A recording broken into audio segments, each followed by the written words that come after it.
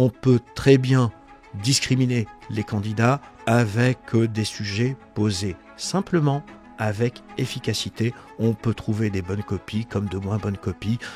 C'est pas la peine de faire un sujet tordu.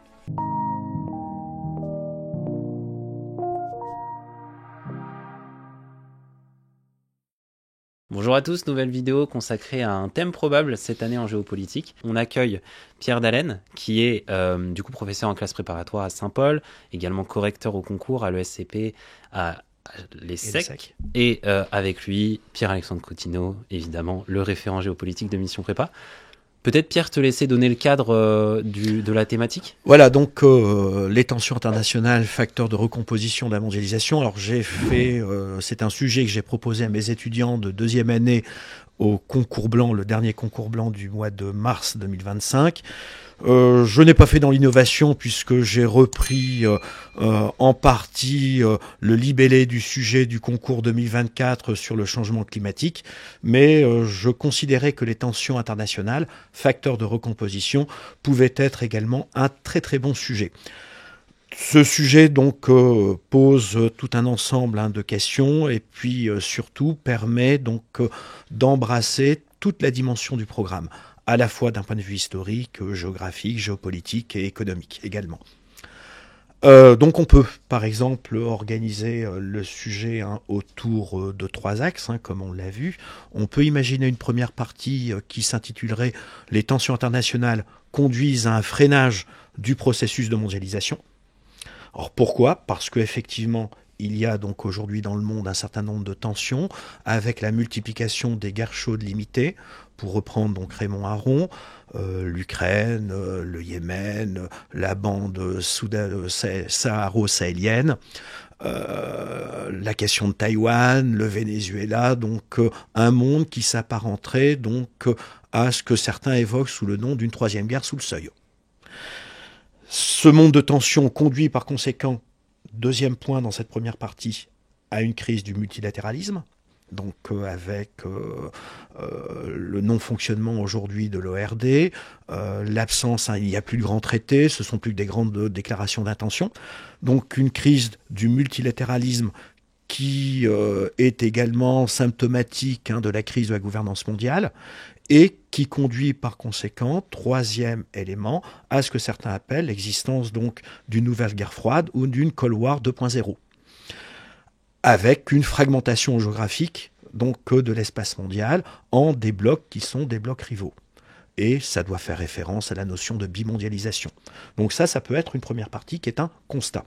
Deuxième partie, alors ces éléments, et on y vient, ça peut faire l'objet donc de la transition, conduisent à un ralentissement du commerce mondial, et ce ralentissement du commerce mondial, il s'apprécie à travers l'élasticité du commerce mondial rapporté au PIB mondial, puisque pendant très longtemps, le commerce mondial progressait 2 fois plus vite que le PIB mondial. Aujourd'hui, on est dans une fourchette qui est comprise avec une élasticité de 1,1, 1,2.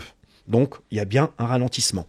Deuxième axe qui peut être évoqué, ces tensions internationales participent à la redéfinition de la mondialisation, où on peut donc montrer l'existence d'un nouveau régionalisme, avec un régionalisme qui s'apparente davantage à ce que Ludovic Soubra, qui est le chef économiste à Alliance, appelle un conseil de quartier, avec finalement donc des blocs qui peuvent être rivaux, qui déterminent également des sphères d'influence, le RCEP notamment, la ZLECAf, l'Union européenne, l'accord Canada, États-Unis, Mexique, même si aujourd'hui donc il est en grande partie mort-né, le Mercosur, donc on a une logique de fragmentation à l'échelle mondiale. Ce nouveau régionalisme, ces tensions internationales, se traduisent également pour les puissances à ce que l'on appelle aujourd'hui l'arsenalisation des interdépendances, c'est-à-dire le fait qu'on est dans une interdépendance armée et les pays donc cherchent à sécuriser leurs approvisionnements, sécuriser également l'accès aux ressources, sécuriser donc la défense, sécuriser la monnaie, c'est la notion de weaponisation du dollar, donc il faudra faire apparaître, et bien évidemment à la matrice de tout ceci, on a donc des stratégies qui vont s'orienter vers ce que c'est Rachel Reeves, l'actuelle donc ministre des Finances au Royaume-Uni, appelle la sécurudomie. Donc une économie qui va être portée sur la recherche de sécurité avec le de-risking. Et troisième axe, on peut donc montrer qu'en fait, il s'agit davantage d'une nouvelle page de la mondialisation. Et là, je reprends la formule de Laurence Daziano, qui est économiste et que je pense qui doit être maître de conférence à la Sorbonne.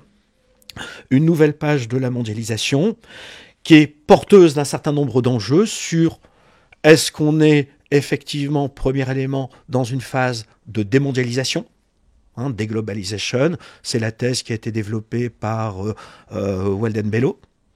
Deuxième élément, c'est le dilemme qui existe aujourd'hui entre le libre-échange et le protectionnisme. Est-ce que l'interdépendance est toujours donc promotrice de paix ? Est-ce que le protectionnisme protège ? Quelles sont donc les conséquences pour les populations ? Et puis, troisième élément qui me semble important, c'est l'émergence d'un nouveau type de capitalisme que l'on appelle le capitalisme stratégique. Ce capitalisme stratégique, il se traduit par le retour des politiques industrielles, des politiques d'innovation, et cette notion donc de capitalisme stratégique, elle revient à un Américain qui s'appelle Richard Daveny.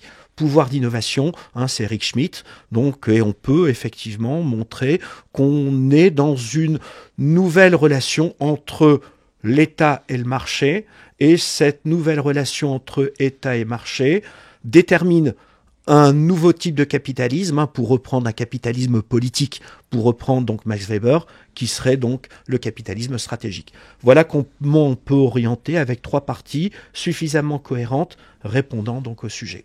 On voit bien la cohérence. Derrière cette structure, est-ce que tu as des points de précision à apporter, Pierre ? Oui, alors cette analyse, elle est très éclectique. Moi, je pense qu'il y a une dimension aussi qu'on peut approfondir dans les tensions internationales sur un sujet qui est aussi étendu que celui-ci. Par exemple, c'est aussi l'impact sur les dynamiques en fait internes. Oui. Les dynamiques internes à chaque État, parce qu'on observe d'ailleurs, elle est multiscalaire. On a par exemple Trump avec les États-Unis, on a carrément un repli, on sort carrément des organisations internationales, on sort quelque part de l'ordre mondial, et on a tendance à voir ça de manière négative, mais en fait, on peut aussi, avec un petit peu de recul critique, essayer de comprendre pourquoi finalement on n'a plus forcément besoin d'aller faire la guerre en Afghanistan, de s'impliquer dans toute la Pax Americana, de s'impliquer dans l'économie mondiale et de soutenir toutes ces organisations finalement qui sont peut-être trop coûteuses pour un État qui décide finalement de reprendre le America First. Je vais y revenir également, là c'est très bien dit, c'est vrai dans l'approche à multiples échelles, montrer que les tensions internationales conduisent à la tentation du retrait, la tentation du repli, et ce qui se caractérise également à l'échelle donc des sociétés par une polarisation politique accrue qui avait été, c'est la théorie des deux clans, entre ceux qui sont de quelque part et ceux qui sont de n'importe où, l'opposition somewhere anywhere, David Goddard, que l'on peut intégrer, que l'on a retrouvé dans les élections présidentielles en France en 2017 et à moindre degré en 2022 entre les mondialistes et les patriotes. Donc on retrouve également cette tentation du repli, et c'est vrai qu'à une échelle plus fine, on peut la faire apparaître dans un des éléments, notamment liés dans la troisième partie aux enjeux de la démondialisation. Quelle est la place à donner, parce qu'on a parlé de l'Union européenne, on a parlé des États-Unis, aux pays en développement qui ont souffert de la dégradation des termes de l'échange à travers le Sud global. Et le fait que les dynamiques Sud-Sud aujourd'hui dans le commerce mondial l'emportent largement sur les dynamiques Nord-Sud. Donc, est montré justement la montée en puissance également des économies du Sud, des BRICS+, par exemple, pour faire contrepoids donc aux puissances installées ou aux puissances établies. Donc, dans les illustrations, on peut mobiliser évidemment toutes les zones d'intégration régionale, tous les continents, et c'est ce qui fait la difficulté peut-être aussi du sujet. Comment faire du coup pour créer un cadre qui soit cohérent ? Alors là, on l'a vu avec une structure qui se répond, qui est linéaire, mais qui fait sens. Quand on a un sujet comme ça, comment ne pas s'éparpiller ? Comment ne pas s'éparpiller ? C'est très simple, il faut déjà absolument cadrer le sujet. Il faut ne pas s'étendre sur faire un listing de toutes les tensions internationales existantes. Non. Mais par contre, ce qui paraît intéressant et plutôt malin, c'est éventuellement d'étudier les logiques continentales, voire mondiales, voir comment elles se répondent, voir comment elles ont des répercussions les unes sur les autres. En fait, il faut utiliser ces arguments, j'ai envie de dire, je pense que M. Dallaire en rejoindra, absolument pas de manière naïve, quoi. Il ne faut pas parler du conflit russo-ukrainien ou israélo-palestinien de manière bateau. C'est l'écueil qu'il faut absolument éviter, et il faut dégager des tendances qui seront aussi adaptés aux enjeux d'avenir, on en parlera sûrement plus tard, notamment au numérique, à l'immigration et à la démondialisation, tout ce qui est lié aussi aux enjeux climatiques, et enfin, tout s'inscrit dans tous ces enjeux-là en fait. Le Grand 3, on voit une proposition de Grand 3 à plusieurs solutions. Aller vers une démondialisation. Ce sont les enjeux. Voilà, donc aller vers une démondialisation, aller vers une nouvelle conception du capitalisme. De ce point de vue-là, avec le retour, parce que je considère que c'est important dans cette nouvelle conception du capitalisme, c'est le retour donc à la politique industrielle, au sens noble du terme, c'est-à-dire pilotée par l'État, avec un certain nombre d'orientations stratégiques que l'on trouve à la fois aux États-Unis, que l'on a trouvé en Chine, que l'on retrouve en Europe également. La réindustrialisation. Et dans un contexte particulièrement tendu aujourd'hui, elle s'impose avec le renforcement de la base industrielle et technologique de défense, notamment. Quelle est la place du changement d'échelle dans un sujet comme ça ? Est-ce que c'est pas intéressant de parler également de l'échelle des entreprises directement aussi, et des conséquences de la mondialisation sur d'autres acteurs, pas simplement à l'échelle des États? Effectivement, on peut par exemple, sur la problématique du capitalisme stratégique, si on change d'échelle, on se rapporte à l'échelle de l'Union européenne, montrer en quoi les politiques industrielles qui ont été menées par l'Union européenne jusqu'à une époque très récente, qui étaient essentiellement des politiques de concurrence, n'ont eu que c'était des politiques d'environnement, des politiques dites horizontales, et qui ont contribué largement à la désindustrialisation. Et donc là, le retour au capitalisme stratégique à l'échelle de l'Union européenne passe par conséquent par l'abandon de toutes ces politiques de la concurrence pour favoriser l'émergence de champions européens qui peuvent également devenir des champions mondiaux.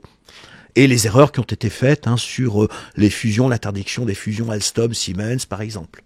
Et aujourd'hui, sur cette question-là, on a l'impression qu'il y a différents blocs. Le bloc Chine-États-Unis, le bloc Europe puissance moyenne.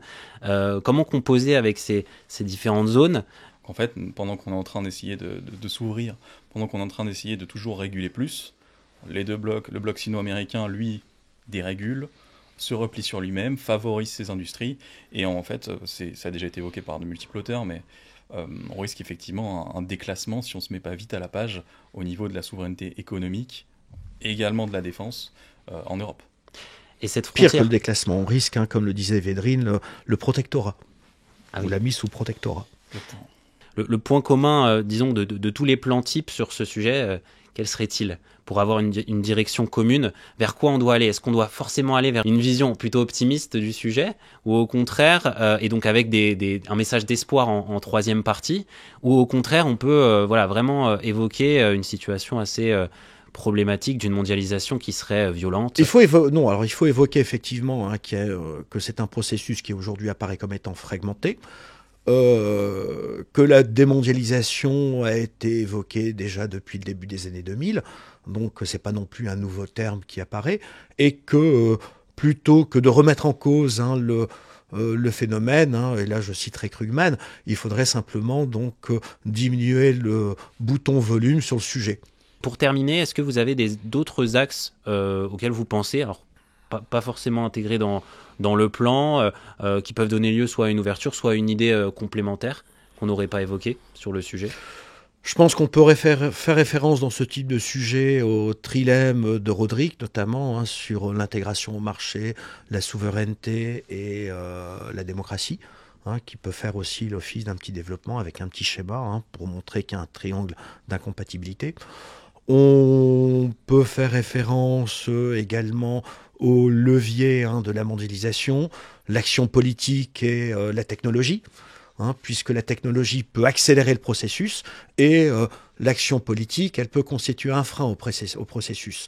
Et lorsque les deux leviers vont dans le même sens, ça accélère le processus. C'est ce qui s'est passé entre 1880 et 1914. C'est ce qui s'est passé avec l'hypermondialisation des années 1980 jusqu'aux années 2010. Et aujourd'hui, on est dans un mouvement où le levier technologique est contrecarré par l'action politique qui fait contrepoids et qui prend le contre-pied. D'où le ralentissement du phénomène. Parce que le ralentissement, on l'a connu également dans une mise en perspective historique, on l'a connu dans l'entre-deux-guerres avec le Begarza-Neighbour, le chacun pour soi. Donc on est à peu près dans un cycle où l'histoire se répète. Et puis pour ajouter à ces tensions, peut-être un petit aspect un petit peu moderne, c'est ne pas oublier et surtout analyser en fait, cette tendance à la digitalisation des guerres, aux impacts que ça peut avoir sur les politiques en matière de défense, et surtout le caractère critique des infrastructures énergétiques qui sont quasiment exclusivement reliées à des réseaux numériques.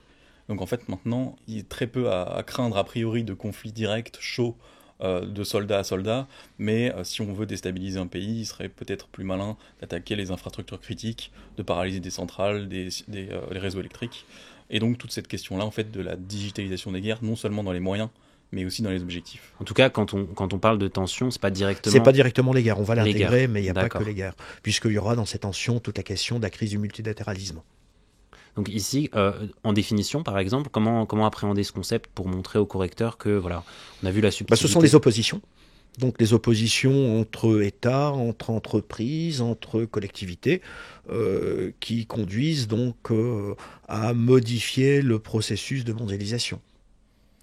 Qui ne sont pas nécessairement des guerres, même si on va consacrer au moins un paragraphe donc aux situations de guerre chaude ou aux situations effectivement de conflit. Ce qu'il faudrait expliquer surtout pour essayer de tenter de définir un concept assez abstrait comme les tensions, c'est que c'est une gradation qui va finalement du petit désaccord qui passe par la rivalité malsaine à l'opposition frontale. Voilà. Et l'opposition frontale peut être la guerre. Voilà, ferme. Je vais vous laisser conclure, Pierre, puis Pierre, vous appelez tous les deux Pierre. Donc il faudra bien évidemment sur ce type de sujet y associer la carte, et là vous aurez à votre disposition donc la carte qui vous permettra effectivement donc d'illustrer le phénomène avec cette logique de fragmentation et au cœur également de ce que l'on appelle aujourd'hui la bimondialisation, tous les nouveaux paradigmes productifs, le nearshoring, le friendshoring, qui permettent de raccourcir les chaînes de valeur, qui devra faire l'objet également, qui peut faire l'objet aussi d'une petite représentation graphique. Très bien. Moi, je finirai en disant que c'est un très très bon potentiel sujet de concours, parce qu'il permet, il est abordable par la majorité des candidats, de par son étendue.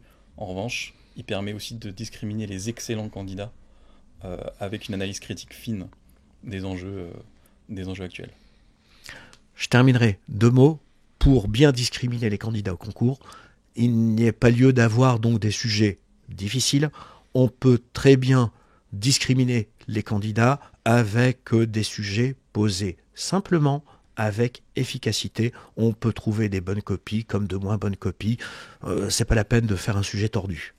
Il faut surtout pas croire qu'un sujet est potentiellement facile ou qu'un autre est difficile. Chaque sujet a ses spécificités. La pire erreur à faire, c'est sous-estimer un sujet qu'on croirait en apparence facile. Bon, on termine sur ça. En tout cas, merci du temps passé. Et j'espère en tout cas que ça aura inspiré les étudiants qui nous regardent. N'hésitez pas évidemment à travailler ce thème comme beaucoup d'autres et pas faire d'impasse pour les concours. Et à très bientôt à tous les deux pour une prochaine vidéo. Merci. Merci Samir.